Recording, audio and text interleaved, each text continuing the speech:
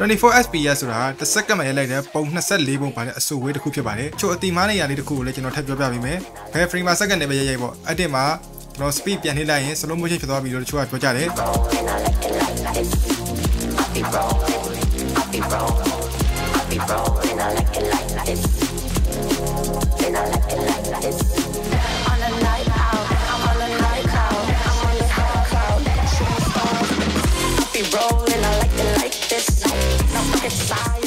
24, 30, 60, 120 ဆိုပြီးတော့ရှိပါတယ် resolution တွေရဲ့နောက်ကမြင်နေရတဲ့နံပါတ်တွေက frame per second နံပါတ်တွေဖြစ်ပါတယ်မင်းနံပါတ်တွေကတော်တော်လေးရှုပ်တာပဲဆိုရင်တော့ခဏလေးသိခံပေးပါကျွန်တော်တဖြည်းဖြည်းချင်းကျွန်တော်ရှင်းပြပါမယ်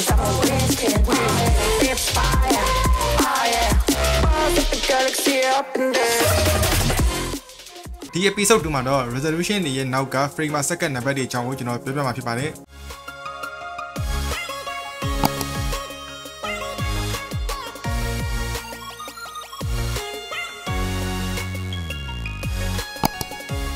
resolution တွေရဲ့နောက်မှာမြင်နေရတဲ့24 fps 30 fps 60 fps 120 fps အဲ့ဒါတွေက frame per second နံပါတ်တွေဖြစ်ပါတယ်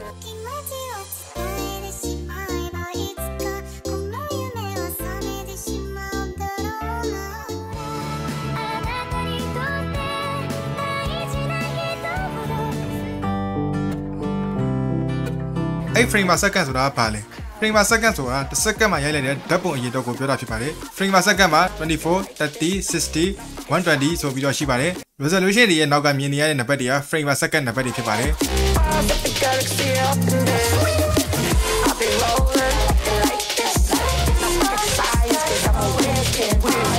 resolution တွေအကြောင်းမသိသေးဘူးဆိုရင်ကျွန်တော် episode 1မှာ resolution တွေအကြောင်းကျွန်တော်ရှင်းပြထားပါတယ်အဲ့ဒါကိုလည်းကျွန်တော်ဒီပေါ်လေးမှာကျွန်တော် link လေးတွဲပေးထားပါမယ်အဲ့ link လေးနှိပ်ပြီးတော့တွားကြည့်လို့ရပါတယ်အခု frame per second အကြောင်းတွေကိုမရှင်းပြခင်ဒီအကြောင်းအရာနဲ့ပတ်သက်ပြီးတော့စိတ်ဝင်စားရဆိုရင်ကျွန်တော်ရဲ့ channel လေးကို subscribe လုပ်ခဲ့ပေးပါဦးကျေးဇူးတင်ပါတယ်24 fps ဆိုတာတစ်စက္ကန့်မှာရိုက်လိုက်တဲ့ပုံ24ပုံပါတဲ့အဆိုဝေးတစ်ခုဖြစ်ပါတယ်အဲ့ဒီလိုပဲ30 fps ဆိုတာလည်းတစ်စက္ကန့်မှာရိုက်လိုက်တဲ့ပုံ30ပါတဲ့အဆိုဝေးတစ်ခုဖြစ်ပါတယ်60 frame per second 120 frame per second အဲ့ဒီတိုင်းပါပဲဥပမာအနေနဲ့ပြောရရင်ကျွန်တော်တို့ငယ်ငယ်ကကျောင်းမှာစောခဲ့ကြတဲ့ပုံတွေဆဲထားတဲ့စာအုပ်လေးတွေကိုမှတ်မိမယ်ထင်ပါတယ်အဲ့ဒီစာအုပ်လေးတွေကစာပဲလေးတွေကိုအမြန်လှန်လိုက်ရင်လှုပ်ရှားမှုတွေဖြစ်သွားသလိုပါပဲ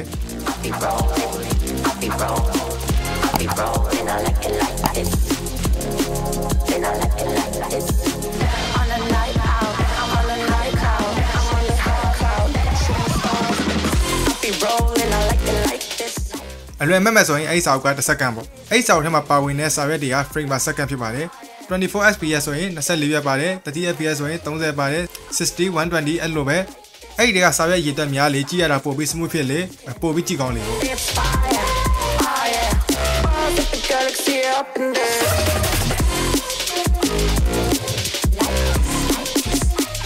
မင်းနံပါတ်တွေကတော်တော်လေးရှုပ်တာပဲဆိုရင်တော့ခဏလေးသိခံပေးပါကျွန်တော်တဖြည်းဖြည်းချင်းကျွန်တော်ရှင်းပြပါမယ်ပထမဦးဆုံးတစ်ခုဖြစ်တဲ့24 fps အကြောင်းကိုကျွန်တော်အရင်ဆုံးရှင်းပြမယ်24 fps ဆိုတာကျွန်တော်တို့အခုမျက်လုံးနဲ့မြင်နေရတဲ့ real time frame per second ဖြစ်ပါတယ်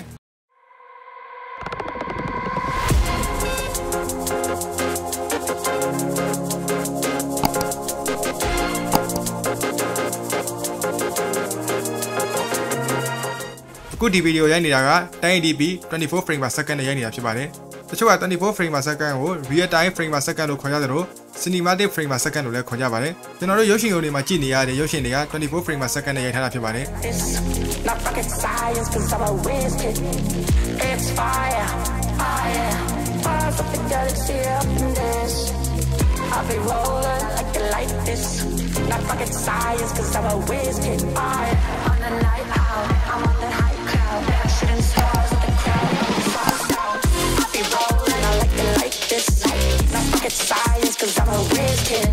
နောက်တစ်ခု30 fps 29.97 frame per second ပေါ့အဲ့ဒါကိုကျွန်တော်တို့ကအနည်းဆုံးယူလိုက်လို့30 fps ဖြစ်သွားတာတကယ်တမ်းတော့29.97 frame per second ဖြစ်ပါတယ်30 frame per second ကို TV program တွေသတင်းဌာနတွေမီဒီယာတွေမှာအသုံးပြုကြပါတယ်နောက်ကျန်တဲ့60 fps နဲ့120 fps အဲ့နှစ်ခုလုံးကျွန်တော်တစ်ခါလေးပြောပြလိုက်မယ်60 fps နဲ့120 fps တွေကို slow motion အတွက်သုံးကြပါတယ်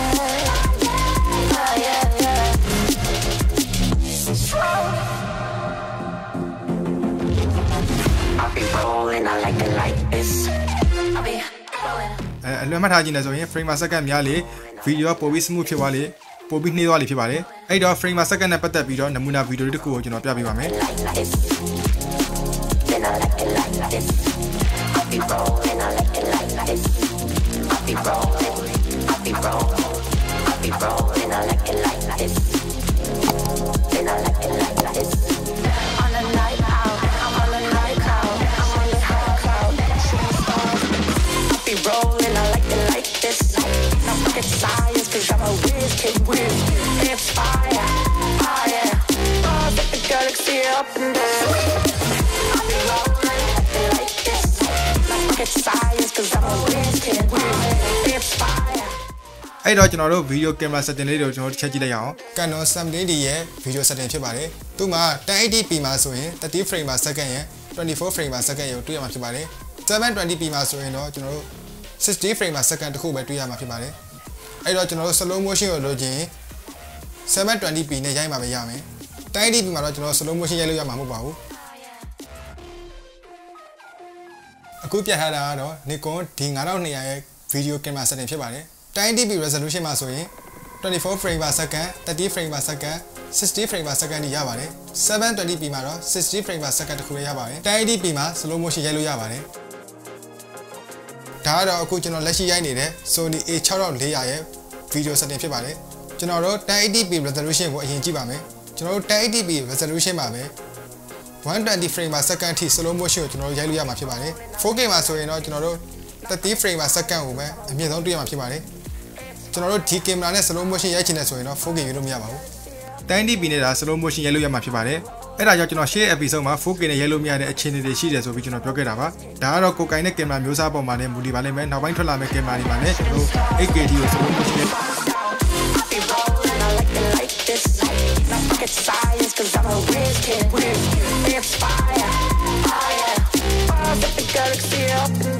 နောက်တစ်ခုတည်ထားရမှာကကျွန်တော်တို့က slow motion လို့ကျွန်တော် frame per second ကိုများများရိုက်တာတော့ဟုတ်ပါပြီဒါပေမဲ့ပြန်ကြည့်တဲ့အခါမှာတော့အဲ့ video ကကျွန်တော် slow motion အနေနဲ့တွေ့ရမှာမဟုတ်ပါဘူး What? Bro, what are you talking about, man? အဲ့ဒီမှာ frame per second ပြန်ပြောင်းလိုက်မှဒါ video က slow motion ဖြစ်သွားမှာပါချို့အတိမားနေရာလေးတစ်ခုကိုလည်းကျွန်တော်ထပ်ပြောပြပေးမယ်ဘယ် frame per second နဲ့ပဲရိုက်ပေါ့အဲ့ဒီမှာကျွန်တော် speed ပြန်နှိမ့်လိုက်ရင် slow motion ဖြစ်သွားပြီလို့တချို့ကပြောကြတယ်အဲ့ဒါလည်းဟုတ်ပါတယ်ဒါပေမဲ့ slow motion အဆင့်မရသလို video ကလည်း smooth ဖြစ်မှာမဟုတ်ပါဘူးအဲ့နှစ်ခုကိုကျွန်တော် video လေးနဲ့ကျွန်တော်ရှင်းပြပါမယ်ပထမတစ်ခုက30 frame per second နဲ့ရိုက်ထားပြီးတော့ကျွန်တော် speed ကိုနှိမ့်ထားတာဖြစ်ပါတယ်ဒီတစ်ခုကတော့120 frame per second နဲ့ရိုက်ထားပြီးတော့ speed ကိုနှိမ့်ထားတာဖြစ်ပါတယ်